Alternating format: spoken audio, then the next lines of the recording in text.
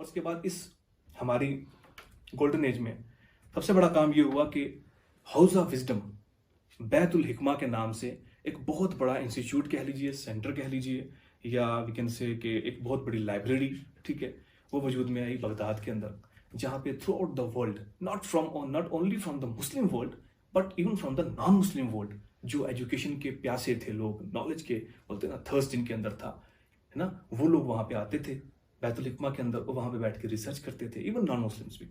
बैतुल हिकमा जो है इसका एस्टेब्लिशमेंट बहुत बड़ी अचीवमेंट थी। दूसरी 859 के अंदर यूनिवर्सिटी अल करावीन, ये फैज मोरक्को के अंदर एस्टेब्लिश हुई, और आप हैरान हो जाएंगे सुन के, ये फातिमा अल फिर्री एक खातून थी, उन्होंने इसको एस्टेब्लिश किया, और यूनेस्को और गिनीज वर्ल्ड रिकॉर्ड अभी तक इसको वर्ल्ड्स ओल्डेस्ट फंक्शनल यूनिवर्सिटी के तौर पे मानते हैं और इसको एक्सेप्ट करते हैं। तीसरा जो बड़ा काम हुआ इंस्टीट्यूशन के हिसाब से, वो हुआ, छोटे मोटे इंस्टीट्यूशन बहुत सारे थे, मदारिस बहुत सारे थे, लाइब्रेरीज बहुत सारी थी, मैं आपको मेजर बता रहा हूँ इंस्टीट्यूशन जो बड़े बने। तीसरा काम हुआ यूनिवर्सिटी ऑफ अल अजहर, ये फातिमिड्स ने कायरो में एस्टेब्लिश की, और वहाँ पे भी जो है वो बहुत, और इसको भी जो है वो थ्रू आउट द वर्ल्ड आज भी ओल्डेस्ट डिग्री ग्रांटिंग यूनिवर्सिटी के तौर पे माना जाता है। हार्वर्ड, कैम्ब्रिज वगैरह तो ये बहुत बात की बात है। Different fields of knowledge and sciences जो गोल्डन पीरियड के अंदर जो डेवलप हुई, सबसे पहले हम देखेंगे एल्केमी, केमिस्ट्री का इल्म जो है ये बहुत पनपा, और इसमें सबसे मेजर रोल जो है जिस साइंसदान का, केमिस्ट का लिया जाता है, वो जाबिर इब्न हय्यान है। अबू बकर अल राजी ने काम किया, जाबिर इब्न हय्यान ने sulphur mercury theory of metals दिया, establishment of theoretical framework in alchemy and chemistry उसका काम है। और उसके बाद हमारा अबू बकर अल राजी ने जो है earliest systematic classification of chemical substances पे काम किया, ठीक है। इसी तरह इसके अलावा बहुत सारे जो है वो हमारे पास केमिस्ट थे जिन्होंने एल्केमी में और केमिस्ट्री में काम किया। Then we have astronomy and cosmology. Al Battani का नाम आपने सुना होगा। Al Battani was one of the most influential astronomer and cosmologist, ठीक है ना। He determined the length of the solar year, just imagine in that time without any equipments, कोई development नहीं है साइंस की, लेकिन उनको इतना, उन लोगों ने इतना प्रैक्टिकल मतलब इल्म हासिल किया हुआ था कि उसने सबसे पहले length of the solar year, ठीक है, जैसे हम बोलते हैं 365 days and all, and he contributed to the tables of Toledo used by astronomers to predict the movement of sun, moon and planets across the sky. आप समझिए, ये काम किया उसने। उसके बाद अल जरकाली था, उसने डेवलप किया, he developed a more accurate astrolabe used for centuries afterwards. उसके बाद नासिर उद्दीन अल तूसी, ये एक बहुत बड़ा एस्ट्रोनॉमर था, ठीक है, इसने काम किया and wrote an important revision to Ptolemy's second century celestial model, इस पे इसने काम किया। नाउ बॉटनी और एग्रोनॉमी की फील्ड में आप देखें, इसमें अल दीनावरी का काम बहुत है, ठीक है। He popularised the botany in the Islamic world with his 6 volume Kitabun Nabat, the book of plants. Now you just imagine 6 volume books on plants, their classification, their importance, ठीक है। इस पे काम किया ज़करिया अल काज़वीनी, ज़करिया अल काज़वीनी ने काम किया, ये 1203-1283 में रहे हैं। The use and the cultivation of plants was documented in the 11th century by Muhammad bin Ibrahim ibn Basal of Toledo in his book Diwan al-Filaha, the Court of Agriculture, ठीक है। उसके बाद इब्न अल अवाम अल इशबिली, 12th सेंचुरी बुक किताब अल फिलाहा, उसने फिर उसको वहां पे मेंशन किया है, ठीक है। Ibn Bassal had travelled widely across the Islamic world, returning with a detailed knowledge of agronomy that fed into the Arab agricultural revolution, the field of geography and cartography.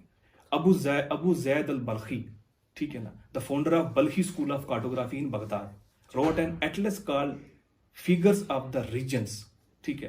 Al Biruni ने काम किया, measure the radius of the earth using a new method, ठीक है। और उसके बाद अल इदरीसी ने काम किया, जिसने दुनिया का सबसे पहला मैप अल इदरीसी ने बनाया था, ठीक है। ये मैं आपको शॉर्टकट समझा रहा हूँ क्योंकि, ठीक है, क्योंकि वरना इन पे हम बहुत डिस्क्रिप्शन है इनकी बहुत सारी किताबें हैं। They have much contribution to the science and technology. Each and every person deserves one lecture, detailed lecture, इतना काम किया है। बट यह है कि हम इसको ब्रीफली आपको बताएंगे, ठीक है। देन मैथमेटिक्स में सबसे मोस्ट इंपॉर्टेंट नाम जो है वो अल ख्वारिज़मी का है, ठीक है। अल ख्वारिज़मी ने काम किया, अलजेब्रा पे काम किया। पता है आपको एल्गोरिदम, जिस एल्गोरिदम की बुनियाद पे ये मेरा लैपटॉप भी चल रहा है, ये हमारे फ़ोन भी चल रहे हैं, कैमरास भी चल रहे हैं, सैटेलाइट भी चल रहे हैं, वो एल्गोरिदम जो है वो अल ख्वारिज़मी के नाम से है। Al Khwarizmi has been converted to algoritmi and algoritmi से एल्गोरिदम बन गया, ठीक है। उनका कंट्रीब्यूशन रहा। किताब अल जब्र उन्होंने लिखी, ठीक है। उसके बाद उमर अल खय्यम, ठीक है, इन्होंने काम किया। उसके बाद है इब्न इसहाक अल किंदी ने काम किया, ठीक है, क्रिप्टोग्राफी के ऊपर, ठीक है। उसके बाद इब्न सीना ने भी काम किया। मैंने आपको कहा ना वो मल्टीपल फील्ड में काम करते हैं। इब्न सीना का नाम ज्यादातर मेडिकल साइंसेज में आता है, but he have contributed to mathematics as well, ठीक है। साबित बिन कुर्रा ने काम किया इसके ऊपर, ठीक है। अल फराबी कितने बड़े फिलोसफर भी हैं, बट उन्होंने मैथमेटिक्स में भी जो है काम किया, ठीक है। उसके बाद जमशेद अल काशी ने काम किया। काशीज थ्योरम बड़ी मशहूर है, उस पर काम बहुत से लोगों ने जो है वेस्ट में पीएचडी किया काशीज थ्योरम के ऊपर। सो ये मैथमेटिक्स में कंट्रीब्यूशन था। उसके बाद मेडिसिन एंड मेडिकल साइंसेज में आप देखें अर राजी, ठीक है, अर राजी ने बहुत काम किया। He wrote a 23 volumes compendium of Chinese, Indian, Persian, Syriac and Greek medicine. 23 volume में। इमेजिन हमारे पास कितने रिसोर्सेज हैं आज, और हम जो है वो एक किताब जो है वो हम प्रोड्यूस नहीं कर पाते। 23 वॉल्यूम्स में उस बंदे ने Indian medicine, Persian medicine, Syriac और ग्रीक मेडिसिन, इन सबको कलेक्टिवली 23 वॉल्यूम्स के अंदर उसने इकट्ठा करके जो है अरब वर्ल्ड में उसको प्रमोट किया, ठीक है। फिर अल-ज़हरावी के बारे में पता है आपको, सर्जिकल इंस्ट्रूमेंट्स उसने बनाए थे और खुद एक सर्जन भी रहा है अल-ज़हरावी, ठीक है। इसके बाद जो है इब्न सीना का बहुत काम है मेडिकल साइंसेज में। इब्न सीना की one of the most important book जो है अल कानून फी तिब, जिसे कहा जाता है the canon of medicine. Up to the early 18th century तक the canon of medicine has been a part of the syllabus of medical students in Europe.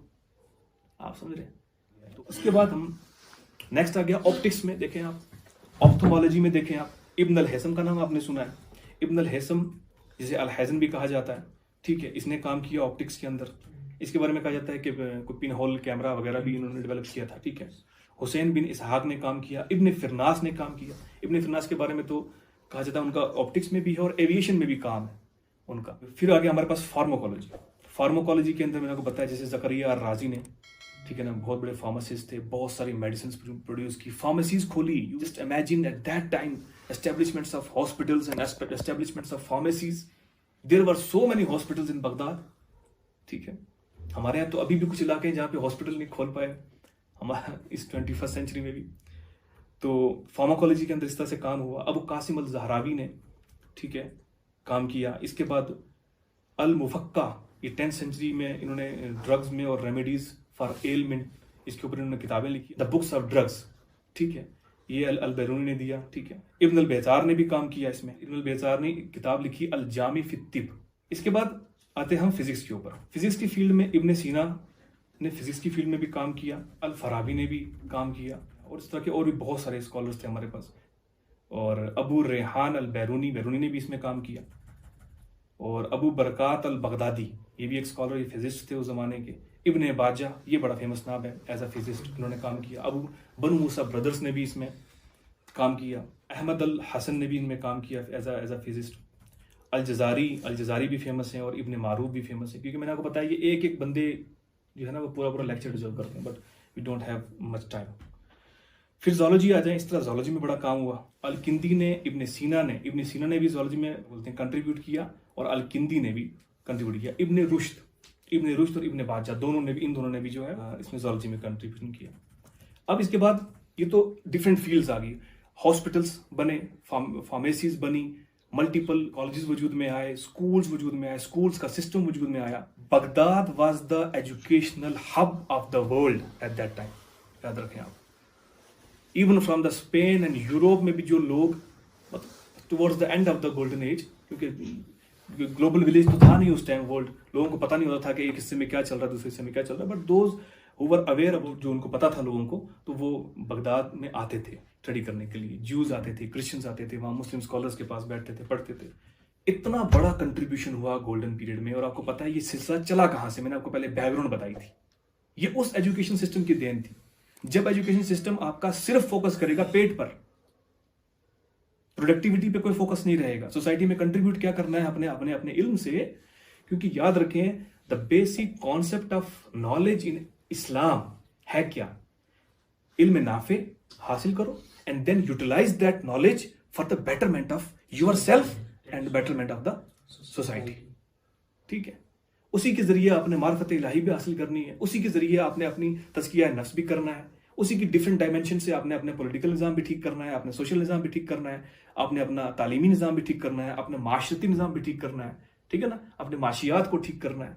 इन सब चीज़ों को ठीक करना है, यही एजुकेशन सिस्टम, एजुकेशन कॉन्सेप्ट है हमारे इस्लाम में।